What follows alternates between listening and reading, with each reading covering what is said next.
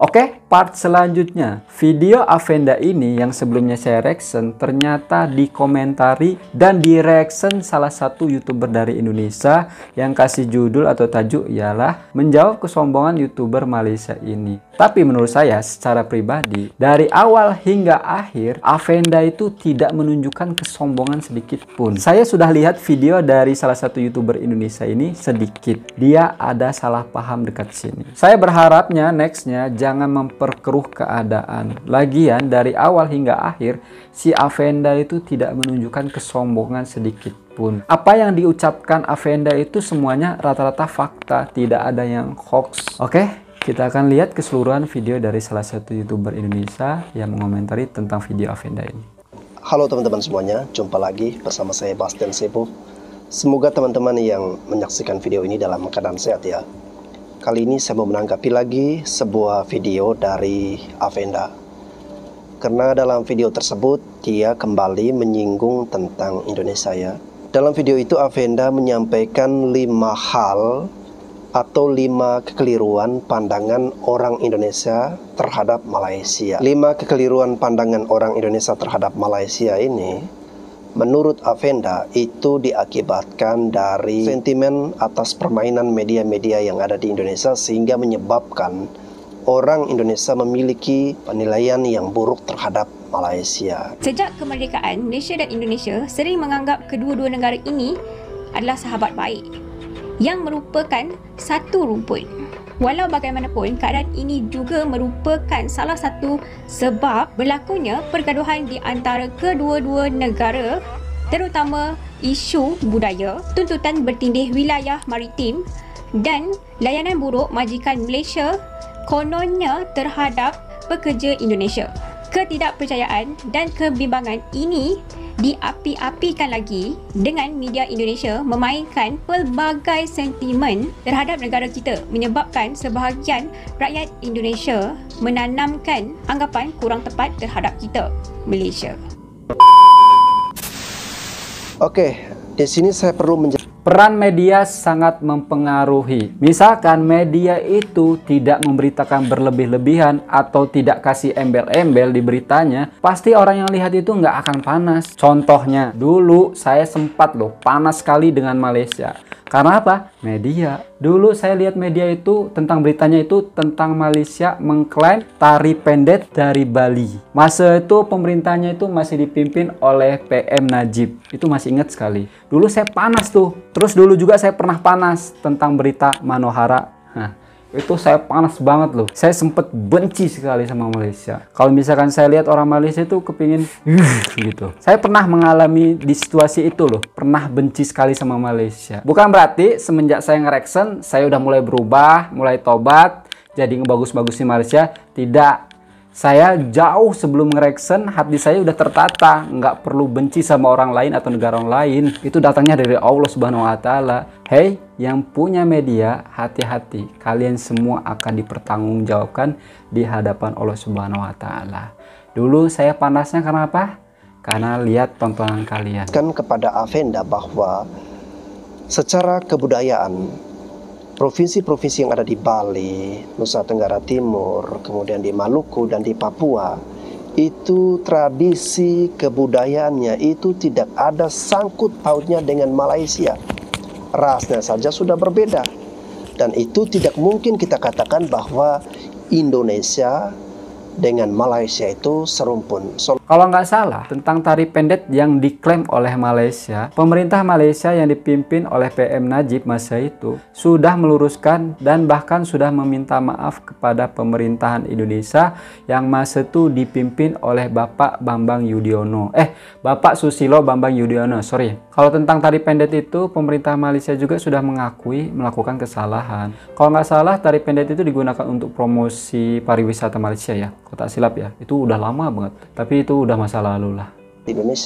Indonesia itu bukan cuma satu ras atau satu suku, tetapi ada berbagai macam ya. Terutama di belahan bagian timur Indonesia itu sudah sangat jauh berbeda dengan Malaysia. Jadi tidak bisa dikatakan bahwa Malaysia dan Indonesia ini adalah negara serumpun ya.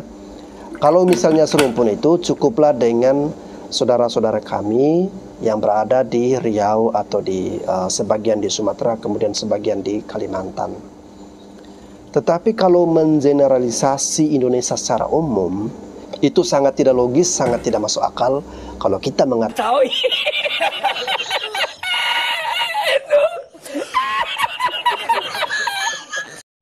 saudara-saudara kami yang berada di Riau atau di sebagian di Sumatera, kemudian sebagian di Kalimantan. Tetapi kalau mengeneralisasi Indonesia secara umum, itu sangat tidak logis, sangat tidak masuk akal kalau kita mengatakan bahwa Indonesia dan Malaysia itu serumpun. Dia tidak paham arti definisi serumpun. Mas, sorry ya Mas ya, namanya siapa tadi? Lupa lagi. Mas cari di Google. Apa arti serumpun? Serumpun itu artinya kita satu keturunan, satu nenek moyang. Makanya dari warna kulit, muka, kita hampir sama karena kita serumpun. Bahasa kita hampir sama, makanan kita hampir sama. Itu yang disebutnya serumpun, satu keturunan. Si Mas ini mengatakan sebagian orang Sumatera dan orang Riau itu serumpun, sisanya bukan orang serumpun. Oke, sabar. Oke, berarti Mas sama saya itu bukan satu nenek moyang ya, berbeda ya. Terus kalau misalkan Mas bukan serumpun, bukan satu keturunan, bukan satu nenek moyang, terus pertanyaan saya, Mas keturunan apa? Mas harus belajar tentang arti kata-kata serumpun. Oke, baru nanti cakap atau ngomong. Lalu kemudian terkait dengan saling klaim budaya, itu disebabkan atau diakibatkan dari permainan atau sentimen media-media yang ada di Indonesia. Ini jelas sekali bahwa pernyataan yang disampaikan oleh saudari Afenda ini sangat tendensius dan sangat menyudutkan Indonesia. Dalam video tersebut, Afenda sempat mengungkapkan anggapan yang keliru dari orang Indonesia terhadap Malaysia, yaitu majikan Malaysia memperlakukan pekerja Indonesia dengan kejam. Memang benar terdapat sebilangan kecil majikan Malaysia yang mengasari pekerja Indonesia. Tetapi ini bukan realiti sebenar yang berlaku. Peluang pekerjaan yang agak banyak di Malaysia juga banyak membantu menghasilkan pekerja migran yang berjaya mengubah taraf sosioekonomi mereka atau pahlawan devisa gelarannya di Indonesia. Ini boleh dilihat dari bilangan pekerja haram dari Indonesia yang sanggup menyeberang Selat Melaka semata-mata untuk bekerja di Malaysia walaupun mereka tahu bahaya yang akan menimpa sekiranya mereka ditangkap. Ini sekaligus menunjukkan di mata mereka, Malaysia dilihat sebagai bumi emas yang menjanjikan kemakmuran.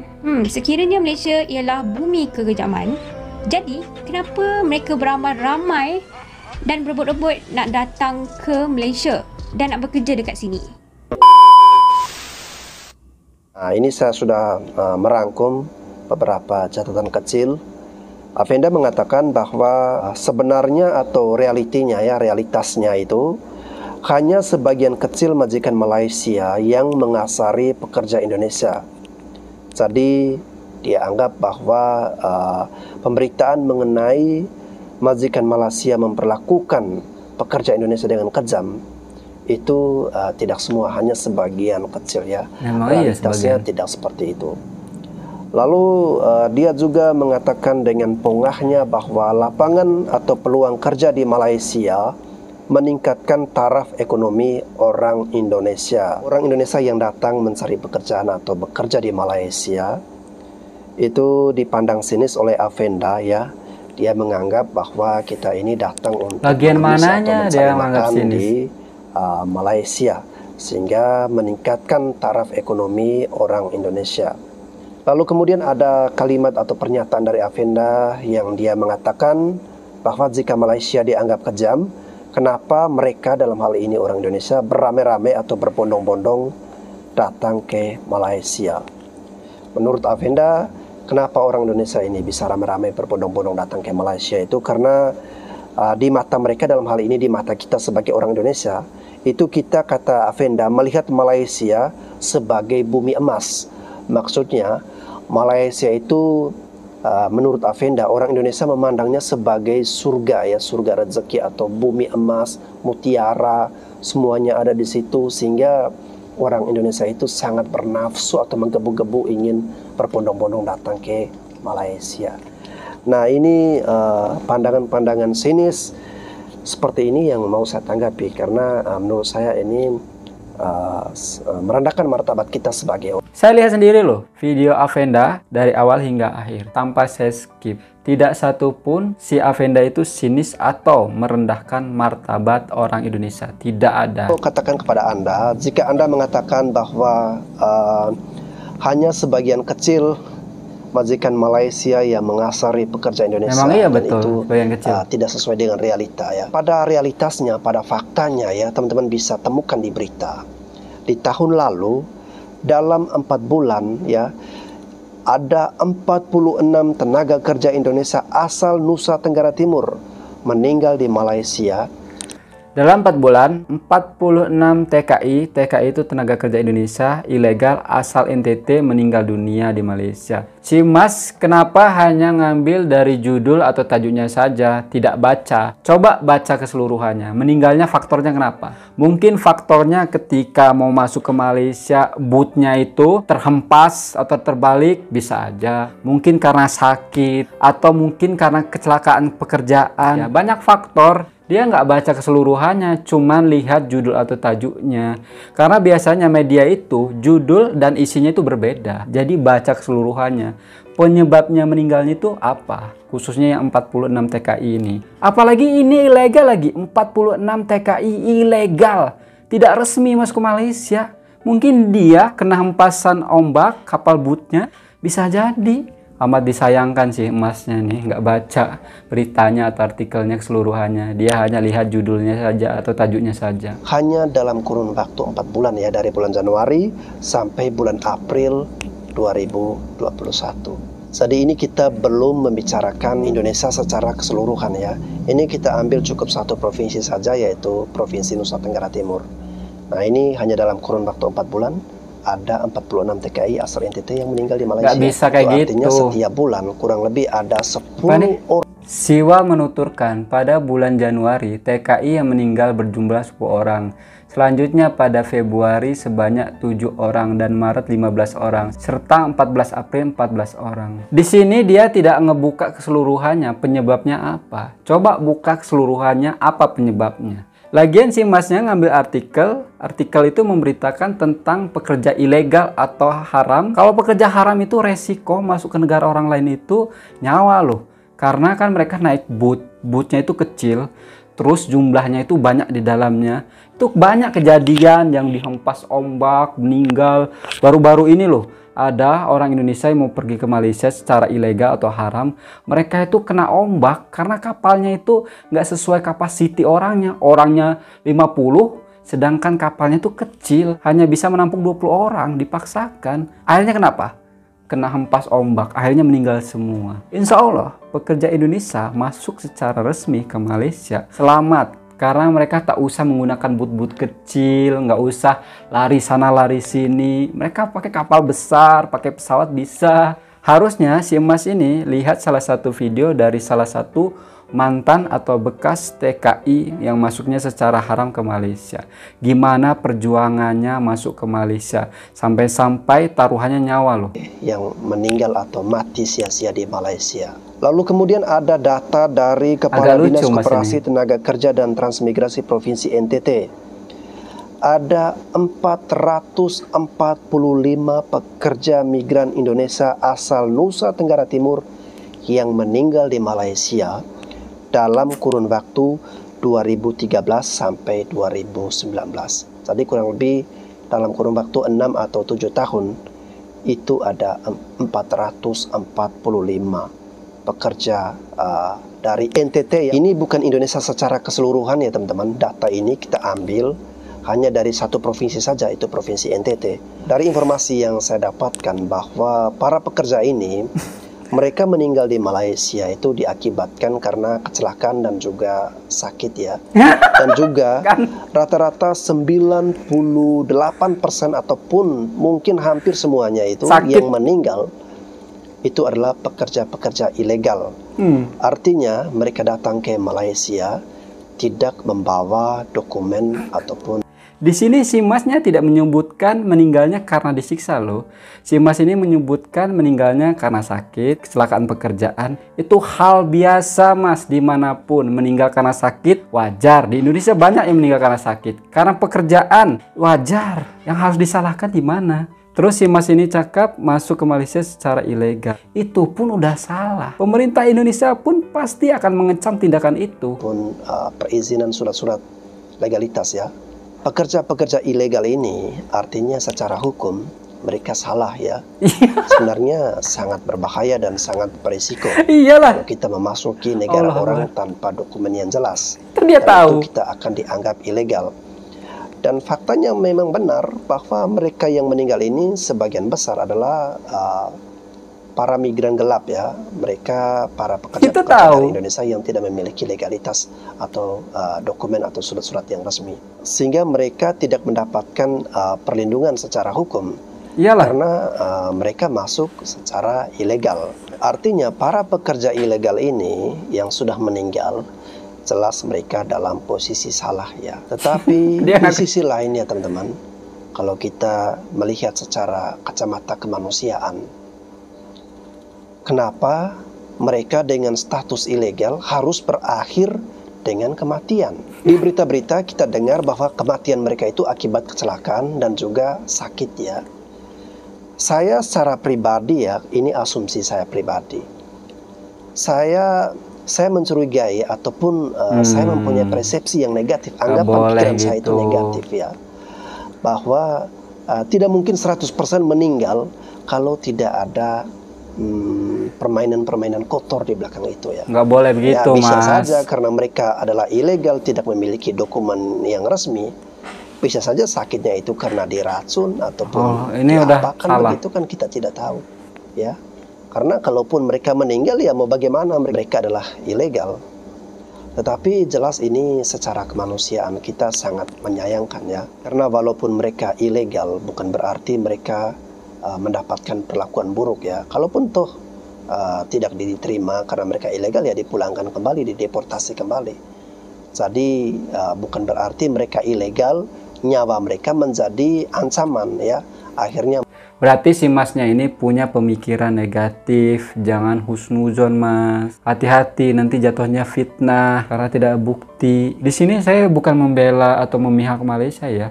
Orang Malaysia mayoriti Islam. Jadi nggak akan setega itu sampai meracuni, sampai membunuh orang. Karena kita masih punya agama mas. Islam diajarkan itu tidak boleh membunuh. Mungkin di semua agama pun diajarkan seperti itu, tidak boleh membunuh. Si masnya ini sudah mengarahnya udah ke negatif ini, sampai nuduh lagi. Gak boleh itu. Apalagi ini dipublikasi, dilihat banyak orang. Hati-hati loh dengan ucapan. Akhirnya mereka mati sia-sia. Lalu dalam video tersebut Avenda dengan sedikit rasa percaya diri yang tinggi, agak angkuh-angkuhnya itu, dia mengatakan bahwa Malaysia bisa berubah atau menjadi negara modern seperti saat ini itu karena kerja keras dan usaha dari rakyat atau masyarakat Malaysia. Malaysia menjadi negara moden seperti hari ini bukanlah kerana British, tetapi adalah atas usaha rakyat Malaysia yang mahu melakukan yang terbaik untuk bagi mempersediakan negara yang hebat untuk dinasti yang akan datang. Ini satu fakta yang mau saya sampaikan kepada teman-teman dengan tegas ya, bahwa Malaysia itu tidak berdaya tanpa Indonesia, teman-teman. Yang pertama kita bisa mempelajari dari sejarah bahwa di awal-awal kemerdekaan Malaysia ya, selepas peristiwa konfrontasi, kemudian setelah memasuki masa Orde Baru, kepemimpinan Pak Harto di awal-awal kepemimpinan beliau itu, Malaysia sempat meminta bantuan kepada Indonesia untuk mengirimkan guru-guru ya. Karena pada waktu itu di Malaysia mereka krisis tenaga pengajar ya. Dan Menteri Pendidikan dari Malaysia ya bernama Mohamed Kir Johari pada bulan Mei 1967 beliau sudah merencanakan mau mengimpor guru-guru dari Indonesia. Jadi mereka membutuhkan tenaga guru ataupun pengajar di bidang ilmu pengetahuan, teknik, serta sastra Melayu dari Indonesia. Bahkan dari Malaysia juga membentuk tim khusus ya. Mereka membentuk tim khusus oleh Kementerian Pelajaran dan Kantor Urusan Pegawai Malaysia. Ini untuk dalam rangka mengunjungi Indonesia, merekrut guru-guru ataupun tenaga pengajar dari Indonesia. Setelah itu setiap tahunnya ada permintaan yang semakin meningkat kuota dari guru-guru yang ada di Indonesia yang diminta oleh pemerintah Malaysia. Bahkan di akhir tahun 1969, Malaysia meningkatkan kuota penerimaan guru mencapai total 360 orang ya teman-teman. Lalu di tahun 1970 permintaan semakin banyak lagi ya. Jadi ini sebenarnya sejarah yang bagus sekali, sejarah yang mulia ya. Generasi-generasi muda dari Malaysia ini mereka pintar karena bantuan dari tenaga ataupun pengajar dari Indonesia, sehingga dengan kepintaran mereka bisa membangun Malaysia menjadi semodern atau mengalami kemajuan seperti saat ini. Jadi Afenda, kesombongan Anda itu harus diukur-ukur ya. Karena kemajuan dari Malaysia itu, kalau saya secara pribadi ya teman-teman menganggap bahwa Malaysia bisa semodern itu, kemajuan Malaysia itu bukan 100% dari Malaysia, tetapi 40%-nya itu ada bantuan dari Indonesia. 60%. Padahal ya kan, di video Afenda tersebut, Afenda hanya menyinggung British, tidak ada kena-mengena dengan Indonesia. Tapi si Mas ini malahan seolah-olah Afenda menyinggung Indonesia juga. Enggak ada. Afenda hanya meluruskan kalau kemajuan Malaysia hingga saat ini tidak ikut campur tangan British. Kenapa Indonesia dimasuk-masukin dalam sini? Jangan sembung makan golok, nggak nyambung, bro. Persen Malaysia, 40% dari Indonesia. Itu baru awal sejarah kebangkitan Malaysia ya. Karena dari SDM yang maju dulu, baru mereka bisa membangun Malaysia menjadi semodern seperti saat ini. Selanjutnya teman-teman, ini kita belum berbicara mengenai tenaga kerja Indonesia yang memberikan sumbangsi ya, yang memberikan tenaga yang luar biasa untuk memajukan Malaysia. Nah, berita yang terbaru teman-teman, Malaysia membutuhkan 600.000 pekerja asing. Baru-baru ini di awal tahun 2020 itu karena COVID selama 2 tahun, itu menyebabkan sektor industri ataupun ekonomi di Malaysia itu hampir down ya, atau hampir kolaps. Kenapa itu terjadi?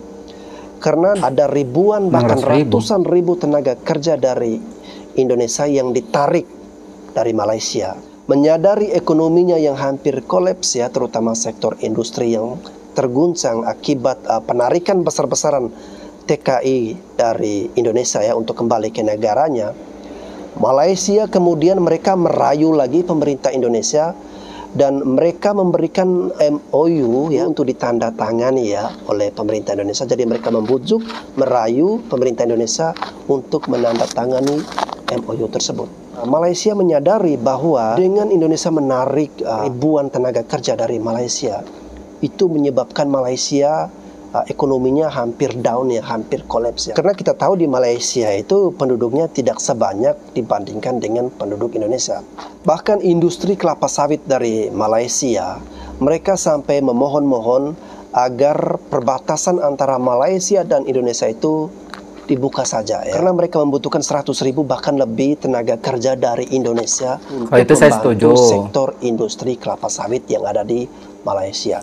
Karena dari sektor industri kelapa sawit asal Malaysia, mereka membutuhkan 80% tenaga kerja asing. Dan sebagian besar itu adalah orang Indonesia. Jadi mereka sangat membutuhkan tenaga kerja dari Indonesia. Tanpa Indonesia, Malaysia tidak berdaya. Oke teman-teman, demikian ulasan yang bisa saya sampaikan untuk menanggapi video dari Afenda ini. Setiap negara membutuhkan kerjasama. Setiap negara membutuhkan negara-negara lain ya. Apalagi Malaysia yang sangat bergantung dengan tenaga kerja dari Indonesia. Tanpa tenaga kerja dari Indonesia, ekonomi di Malaysia itu bisa kolaps ya teman-teman. Setiap negara pasti membutuhkan satu sama lain. Oke, memang saya setuju kalau Malaysia itu kekurangan pekerjaan, apalagi di sektor sawit. Saya setuju. Tapi Mas, kalau misalkan banyak orang Indonesia yang bekerja di Malaysia, harusnya Masnya bahagia. Karena saudara saya satu negara itu ada pekerjaan, tidak menganggur. Kalau misalkan pekerja Indonesia merantau ke Malaysia, mereka kumpul duit dari hasil gaji, terus mereka bisa memperbaiki ekonomi. Itu justru kita bahagia loh. Dengan demikian saudara kita itu terangkat dari segi perekonomiannya. Jangan kita mengeluarkan kata-kata tanpa pekerja Indonesia, Malaysia bakal collab, bakal bangkrut. Jangan seperti itu. Karena masih banyak saudara kita satu bangsa itu tidak ada pekerjaan. Tapi perlu diingat juga loh, kalau misalkan pemerintah Malaysia tidak mengambil pekerja dari Indonesia, bisa aja ngambil dari Bangladesh atau enggak India, Nepal, banyak loh. Jadi jangan ngomong seperti itu. Nanti didengar pemerintah Malaysia gimana loh. Harusnya bahagia, saudara sendiri, satu bangsa bekerja. Lah ini ngompor-ngomporin. Saya paling gak suka lah, dia itu berpikirannya negatif sama orang. Apalagi sampai minah-minah orang. Sudah bisa disimpulkan orangnya seperti apa. Mudah-mudahan orang seperti ini dibagi kesadaran lah. Supaya jangan berpikiran negatif. Apalagi mengarahnya ke fitnah. Dari awal video Venda sampai akhir tidak ada sinis, tidak ada sombong. Cuman si Masnya ini udah bisa ketara dari pikiran dia, dari sikap dia udah tahu lah gimana orangnya ya kan. Orang-orang seperti ini memprovokasi nih, bahaya orang-orang seperti ini. Kalau ada 1 juta di Indonesia seperti ini, bisa hancur negara ini.